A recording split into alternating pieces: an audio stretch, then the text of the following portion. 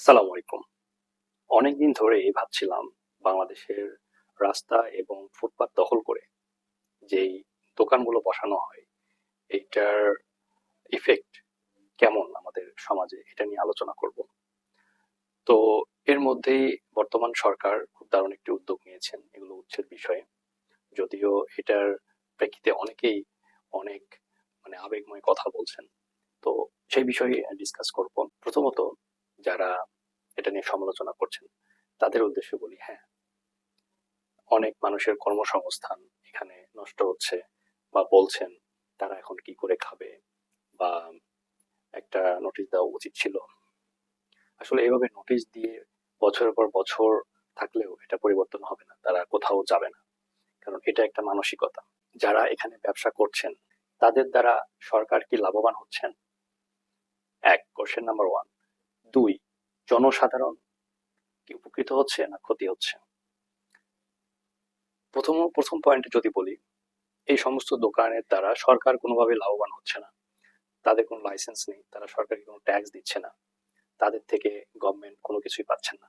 যদি এটা আগে ভিডিও করতাম তাহলে আমার বলার ইচ্ছা ছিল যে যদি এটা অ্যালাউ করেও, মানবিক দিক থেকে যদি বিবেচনা করে অনুমতি দেয়ও, তাহলে সবাইকে বাইরের দেশের মতো বাধ্যতামূলক করতে হবে যে প্রতিটা ব্যবসায়ীকে একটা যদি সিগারেটও বিক্রি করে একটা স্টল দিয়ে তাকেও লাইসেন্স করতে হবে এবং বছরে বছর রিনিউ করতে হবে।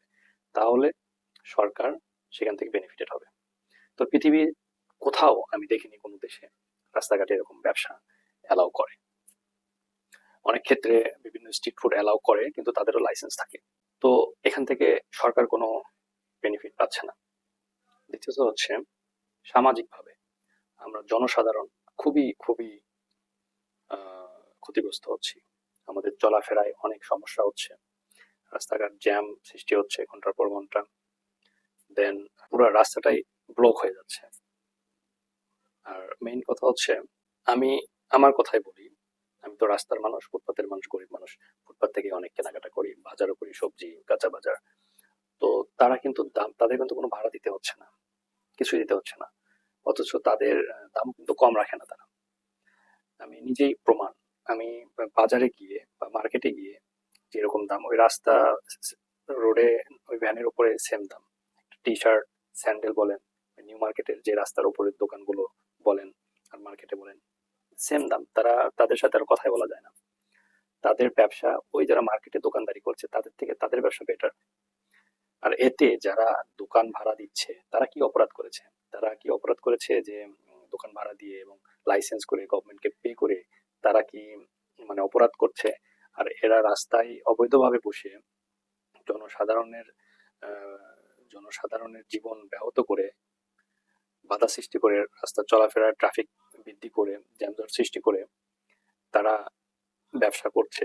তাহলে কি দাঁড়ালো? যে বৈধ ব্যবসায়ী, আহ, তার থেকে তার ব্যবসা ভালো হচ্ছে, সেই সুবিধা বেশি পাচ্ছে, আর সে দোকানদারের ব্যবসায়ীরা ক্ষতিগ্রস্ত হচ্ছে। তো সবকিছু বিবেচনা করে এটা একটা 100-তে 100% সঠিক উদ্যোগ। এবং পরিবেশ ভারসাম্য এবং সামাজিক পরিবেশের সৌন্দর্য, দেশের রাস্তাঘাটের সৌন্দর্য সবকিছু বজায় রাখতে এটা একদম বাঞ্ছনীয়। এছাড়াও ফুটপাতের রাস্তা তারা কিন্তু নোংরা করে, যারা ফুটপাতের দোকানদার এরাই রাস্তাঘাট সবকিছু এদের দ্বারাই নোংরা হয়। এক অংশ, বড় অংশ দেখবেন দোকান চলে যাওয়ার পর ওখানে চারপাশে ময়লার স্তূপ। যে কোনো দোকান, ডাবের দোকান বলেন, ডিমের দোকান বলেন, কাপড়ের দোকান বলেন, স্যান্ডেলের কিনলেও স্যান্ডেলের যে কভার প্লাস্টিক এটা সেইটা, গুলিস্তান একটা রাউন্ড দিলে আপনারা দেখতে পাবেন চিত্র। তো এটা পুরা বাংলাদেশের সব জায়গায় সব রাস্তায় সেম। পুরা রাস্তা দুই পাশে দোকান আর দোকান। আর হচ্ছে পুরা রাস্তার একটা অংশ দখল করে রাখছে, ফুটপাত তো পুরো দখল করে রাখছে। তো এইভাবে আর কতদিন চলতে দেওয়া যায়? তারা বছরের পর বছর ব্যবসা করছে রাস্তার উপরে, তাদের কি সেই মূলধনটা হয়নি যে একটা জায়গায় মার্কেটের দোকান নিয়ে ব্যবসা করা? অবশ্যই আছে। কান্নাকাটি, আহাজারি, এগুলো জাস্ট মানে মায়া কান্না ছাড়া কিছু নাই। এগুলোতে আমাদের মায়া দেখালে চলবে না, কারণ পরিবর্তনের সময় এখন। এইভাবে কন্টিনিউ হতে থাকলে চলতেই থাকবে, পরিবর্তন কখন আসবে দেশের বাহ্যিক সৌন্দর্য যখন পরিবর্তন না আসে, তাহলে আগে তো বাহ্যিক সৌন্দর্য দিয়েই শুরু করা উচিত। সব জায়গায় ডাস্টবিন প্রতিস্থাপন করা, মানুষকে নিয়মের আওতায় নিয়ে আসা, যেখানে সেখানে ময়লা না ফেলা, এভাবে সৌন্দর্য বৃদ্ধি করতে হবে। তো এটাকে আমি সাধুবাদ জানাই, যে যেটাই বলুন। যারা সাপোর্ট করবেন, মানুষের চোখের কান্না দেখে আফসোস করবেন, তারা ওই বিবেকটা দূরে রাখুন, গভীরভাবে চিন্তা করুন দেশের উন্নয়ন চান কিনা, নাকি দেশটাকে আবর্জনায় রেখে দিতে চান সারা জীবন। আজকে টপিক এটাই। ভালো থাকবেন, সুস্থ থাকবেন।